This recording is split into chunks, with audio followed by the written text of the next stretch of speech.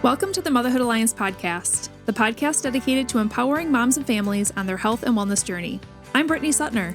And I'm Andrea Rinkus. Together, we're here to explore holistic approaches that go beyond conventional medicine. Each week, we dive into topics that matter most to you. Everything from nutrition and mental health to alternative therapies and natural living. And whether you're a new mom navigating the early stages of parenthood or a seasoned pro looking for new ways to support your family's well-being, you're in the right place. Even better, all of our guests are local small business owners who you can actually talk to and work with.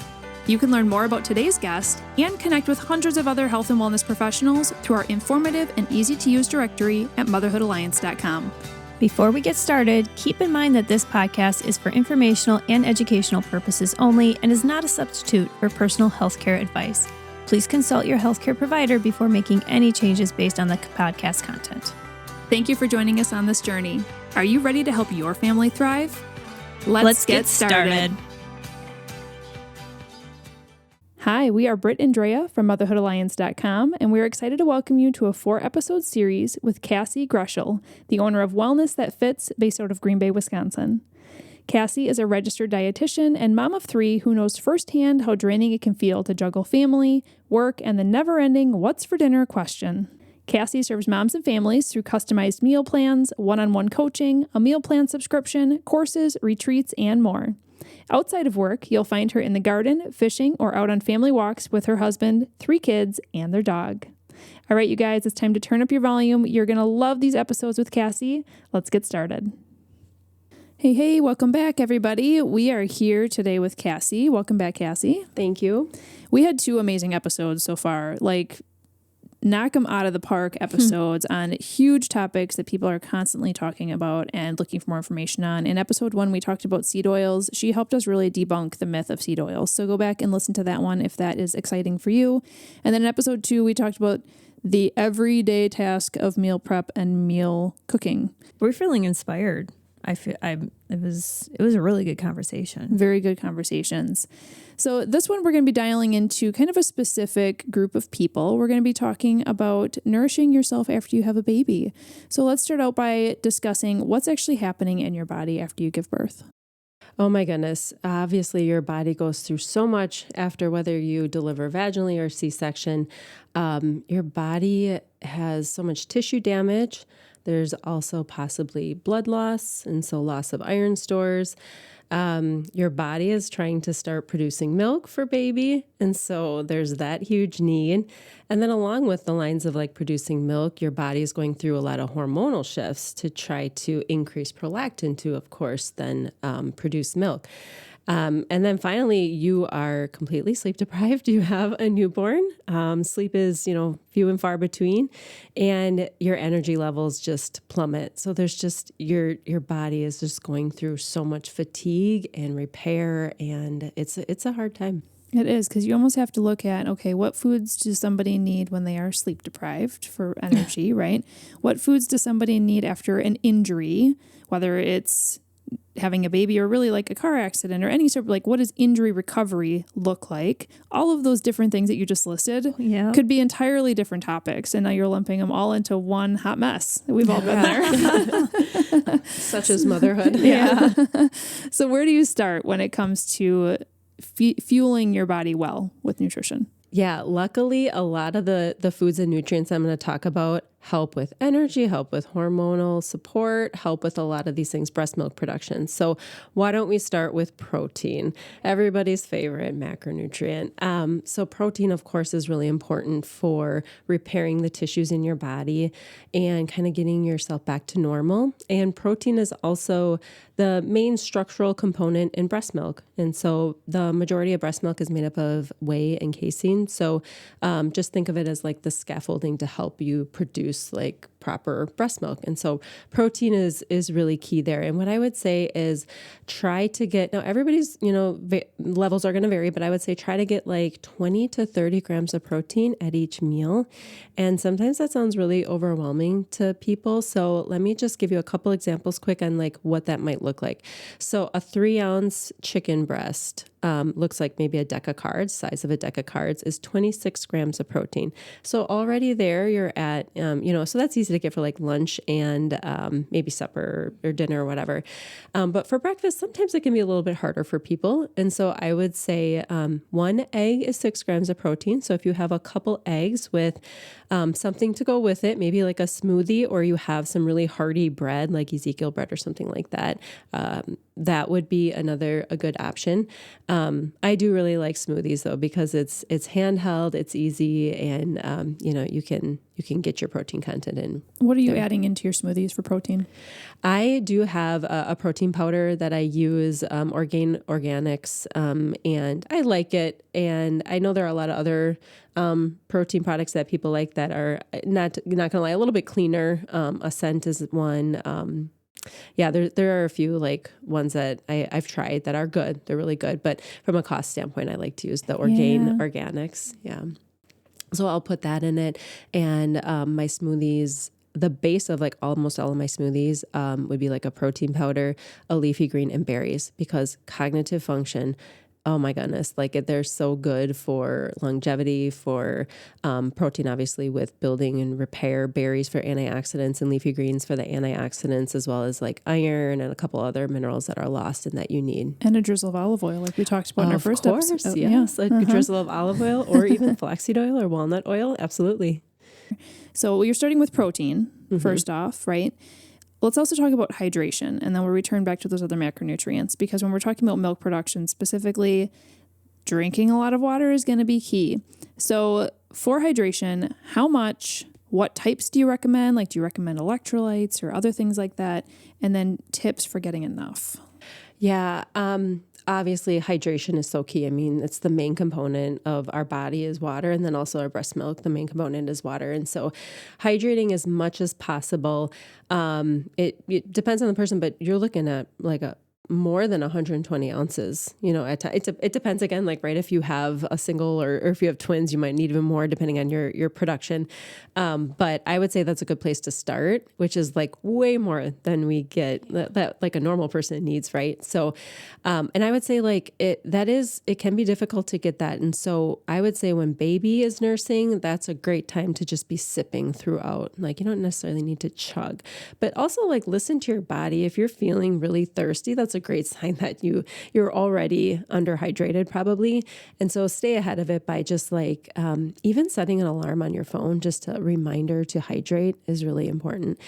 And in terms of how else you can get that hydration in if you're kind of sick of water, I would say it would be good to have maybe an electrolyte like LMNT, that packet. Is it 100% necessary? No. You could maybe do your own electrolyte mix, and you could do a little bit of salt in lemon water with a little bit of honey and water. But yeah, just mixing up your fluid, drink what you like to drink. Drinking some tea, being aware of caffeine levels, and drinking coffee again with being aware of caffeine levels. There are a number of ways really to get that hydration in. And for me, it always is just like switching it up other than just water, because it just helps me, get more hydration in. Does caffeine transfer to the baby? Yes, that's why we do have to keep it limited. Yes, like a small amount does, but it can. Yep. And some people even see that in their baby, and some don't. And I would say, but to be on the safe side, I would just try to limit it. Yeah, which is so hard because when you're exhausted, oh my you're gosh. like, I need a pick me up. Well, yes, and that's like it's another good reason why making sure you have enough good like protein and macronutrients to keep you satiated and like keep your energy levels up is so important, because we can't have all that caffeine. Yep. So getting back to those macronutrients, you touched on protein. Was there anything else you wanted to talk about protein with?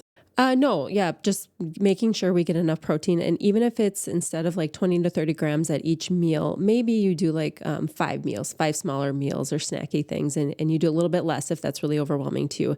I would say with anything, don't feel like you need to go all in. Like, okay, I'm not getting 20 grams in at breakfast, I'm just going to throw in the towel, right? Like pick one time of day where you're going to aim so hard for 20 to 30 grams, and then slowly build consistent habits. Like if you're doing better than you were yesterday or before, you're doing great, What about the carbs side of things? Because let's kind of blend this in with another question that I have of meal trains. Meal trains are so great after you have a baby, but I feel like the majority of meals that come, unless you put specific instructions on there, are going to be like lasagna, garlic bread, and cookies. Yeah. And it's like, holy carbs when, maybe you're not utilizing them as much as you need to, and you really should be having higher protein. So talk to us about carbs and fats, and then let's also talk about meal trains.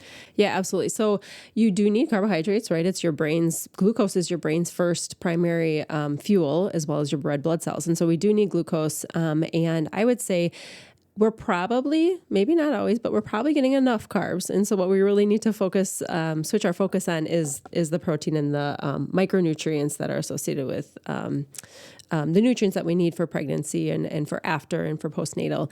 And so, I would say making sure we're getting enough whole grains, because the whole grains are going to be way more nutrient dense than refined carbs. That's really key. And not, if you can, trying to lower the amount of added sugars. And so just choosing really smart snacks. Now, to your point about the meal trains, one thing that I would add, if somebody's like, how can I help? I want to make you a meal, whatever. I would ask them just to make sure that there is enough protein and veggies, or even if you're just like, I would love a protein and a veggie meal. And so that you can add in your own carbs. Like, if somebody's like, oh, well, there's a little chicken diced up in there, it's fine, and then they still have tons of carbs. That's fine, right? Like, it's wonderful that people are trying to help. But if you want to be like really, you're trying to control it a lot more, I would say like protein and veggies, have them make you protein and veggies, and you can decide how many carbs, like you can, make the carbs. Mm-hmm. Do you think it's for women that are up at night breastfeeding or even bottle feeding, should they be snacking throughout the night as well? And if they are, do you have any like tips for snacks that they could be choosing at those times when they're just famished and trying to make sure they're getting in enough food and nutrients, but also, it's kind of the middle of the night. So, right. Yeah. Yeah. It's so interesting because some moms feel this strongly and some don't, it totally depends on the mom. But I would say is like, it's so easy to grab like the package of Oreos or the package of something like cookies or something that somebody made you. But those are the times where your body's really, like, if you're hungry, your body's telling you you need nutrients. And so what I always like to do and what I suggest is having like a breast milk friendly or like healthy snack friendly snack bin next to wherever you might be nursing, whether that's in like, the nursery or like your rocking chair next to you or in bed. I always had like a little basket right next to me. And what you really want to make sure your healthy snack has is like a whole grain. So you're getting those carbohydrates, because I don't think I mentioned this before, but we need about like 500 extra calories when we're breastfeeding. And so it's significantly more than what we're used to. And so you are feeling more hungry. You do have more of an appetite. And a lot of times when you're not providing your body with enough protein, you're going to have cravings. And then pretty soon you're going to be eating more sugary and high carb foods because your body's trying to tell you something and you're still not sure how to answer it. And again, it's like the protein. And so in the basket, I always have, a water bottle, or if you have your water bottle next to you, like always keep it full, because being, sometimes your body gives you signals of being hungry when you're really just so thirsty. And so having that is key. But in terms of the snacks, having like a higher protein snack, if you can, like, 4 or 5 grams of protein. I know they make like protein bars and that would be fine too. And then healthy fats. So, I actually really like Kind bars, the fruit seeds nuts bars, because it has really good balanced source of carbohydrates, very low added sugars, and then high fiber and protein. Okay. What else did you have in your snack baskets? Well, it has differed over the years. I actually, with my second, never was hungry in the middle of the night. So I ended up not doing a basket there, but I would have Kind bars. You could do like little packets of like peanut butter just to give you a little more satiation. I would have those like Nutri-Grain, but not Nutri-Grain. Oh my gosh. Like the made good bars. So anything that had like fast, like carbohydrates, but like complex whole grain carbohydrates, but also with a protein component. Mm-hmm. What about like a homemade trail mix? I feel like that could be... yes, I did have that as well. So I love trail mix. And I would do dark chocolate because of the magnesium content, as well as some other things. But dark chocolate, almonds, for selenium and for iron, and then sometimes walnuts as well, and craisins and pumpkin seeds. Pumpkin seeds are like a miracle food. Like they are so wonderful. They have iron, which we need, for after that blood loss, but iron and zinc and a lot of other good nutrients, and a healthy ratio of protein and fats as well. What would you say are like your top anti-inflammatory foods? Because after having a baby or really having any injury at all, you're going to have some inflammation in your body. And so what would be your top list of foods that you're either trying to throw in smoothies or make sure are in meals or things like that? Yeah, absolutely. Berries are huge because they have vitamin C and a lot of antioxidants, as well as leafy greens. Leafy greens are so important. Iron, zinc, selenium. There's some protein in leafy greens, but they just have, and the fiber as well. Any fruits and veggies that you're eating, as well as like anything that's fiber rich, like like nuts and seeds, are going to have fiber in it, which feed the good bacteria in your gut, which then sends signals like those good hormonal signals to your body. And so, I was going to talk about that too with besides macronutrients, other nutrients, but ensuring we have enough fiber to send those signals, those good mood signals to our brain, that can also improve mood. And we know that can be, postpartum depression. Can be really debilitating as well. And so getting enough fiber and things like that. So to go back to pregnancy foods, whole grains like oats are great because oats are actually a galactagogue, which means it may help milk production. And so if you can have oatmeal or overnight oats, or you purchase a product, if it's easier, instead of like making your own homemade bars, if you purchase, a Kind bar or something that has oats in it, that's a really good one. So oats, leafy greens, berries, and lentils and legumes have tons of good minerals in it, and then nuts and seeds.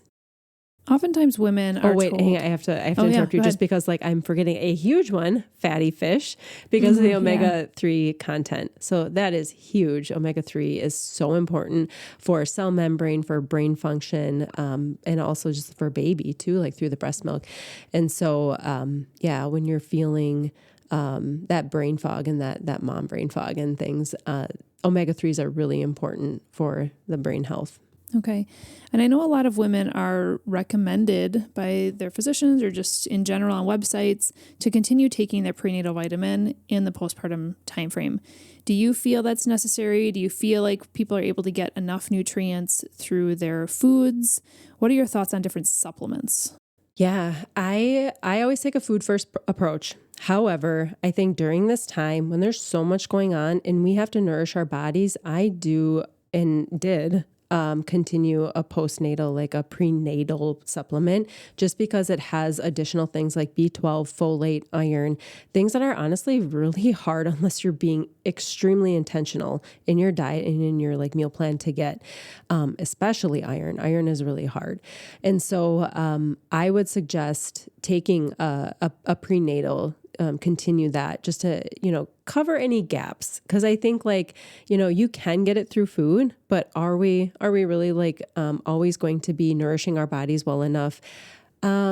I don't really want to take that chance, when I am trying to produce milk and all of that. So, and feed my baby. So I do usually recommend to continue that to fill in any gaps. Now, in terms of other supplementation, I would say probably best to talk to your healthcare provider. I will say with iron, 30% or more actually of women who are pregnant are iron deficient. And so you'll see a lot of women go on those iron pills.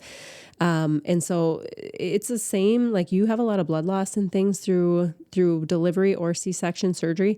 And, usually a lot of women are are iron deficient. And so, but to take a supplement, that is something I would maybe say you might want to get an iron panel done or talk to your healthcare provider just to get specifics on that, because then it can also cause constipation. And if you can get enough through your food and your levels are good, well, you don't really want to add another constipation issue, right? To you're already, issues. What are some good foods for iron? Yep. Pumpkin seeds are really good. Lean animal meats, red meats, I should say, are really good. So, beef and pork, beef mostly, bison, venison are really good sources of iron, as well as leafy greens have a good amount of iron as well. Okay.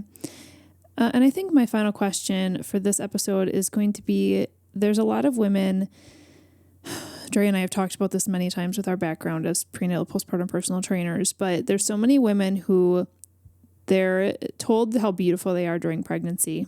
They're so cute. Their belly bump is amazing. And then baby is born and they don't love what they're looking at. And so as soon as they have their babies, they start either eating in a way to quote unquote try and get their body back or lose weight. And then for a lot of women, that oftentimes means not eating enough intentionally because they're trying to decrease their calories in order to lose weight. What would be your encouragement for moms who are tempted to eat to get their body back versus nourishing themselves and their baby? Yeah, that one is really hard because it is a total mindset thing. And in our society, we have just ingrained in our heads, even though things are getting better, that your body should look a certain way. And so this is really hard for women. But I would encourage you to try to change that mindset to focus on nourishing your body and coming at it with a sense of like love and respect for all that your body has been through, which is a lot. And so focus on getting the right foods, the nourishing foods. And sometimes they're higher calorie because we need more calories, right? And so sometimes it's healthy fats, but they come with calories. And so instead of focusing so much on the calorie count, just think about the foods that are going to be nourishing your baby and your body. And you know what? You can always focus on weight loss and things like that afterward. I personally was one of those people where I just like held on to this pooch and I'm like, what? Like I'm eating super healthy. Like I'm eating, still enough. I'm not calorie counting at all. I never calorie count, but why is this still? And you know what? It was like a year. Always, it would be like a year would hit and it would just like go away. And I just say, give yourself some grace. Because I actually did have a hard time with that with my first. And after the second and third, I'm like, this is just what your body does. And everybody's different. Some people lose it right away and some people just don't. Some people it takes more than a year and that's okay. And I would say talk to somebody who's in your corner and who's going to support you in making healthy additions rather than negative, take this away, you're doing this wrong, and focus on nourishing your body because your body is amazing. Mm-hmm. Such great advice that I think a lot of women need to hear. Well, you do have a couple of freebies that I want to talk about quick. So you do have a healthy snack guide, which I think would be super handy for these women that are looking to fill their snack baskets. Tell us a little bit about your snack guide. Yes. So the snack guide does have quite a few options for you. A lot of them are handheld, which is really nice when you have a baby in one hand and a snack in the other hand. There's some recipes in there for you. Actually, there's a trail mix recipe in there for you. And then, there is a little symptom tracker, which I would say if you're nursing a baby, don't worry about the symptom tracker. Just make sure you're getting the calories in. Sure. And then another one is you have a postnatal meal plan. Yes. A lot of women, I talk about these protein and I talk about a couple of things we didn't talk about. We talked about omega-3, but I didn't talk about vitamin D and I didn't, we talked a little bit about iron. There are a couple other ones that are really important. So I put together like a postnatal meal plan. So you really don't have to think too much about it. You can at least see it. And another thing, we talked about galactagogues, but eating foods that support lactation is really key. And there's a couple foods in there that focus on supporting that breast milk production as well. Amazing. Thank you for providing those. I think those are so helpful and we need people like you to help us, right? Through these different seasons of life. Yes. And it's when you go through it yourself, you just have a heart to help people and give them options and walk them through that process. Yeah. So I love doing that. Yeah. So amazing. Well, we do have one more episode coming up that I'm really excited about. It's talking about family meals and the importance of having those and how to have those in the busy lives that we have. So we can't wait for that episode. We have been learning so much from you, Cassie, and we can't wait to learn more. If you enjoyed this episode, would you consider leaving a rating or review or sharing it directly with a friend who could benefit from the information? We know that you're a busy mom or caregiver, and our goal is to make your life easier by bringing tips and tricks directly from experts into your earbuds. By sharing this episode with someone you love, you can play a critical role in helping to make their life easier as well. We appreciate your time and thank you for being a part of the Motherhood Alliance family.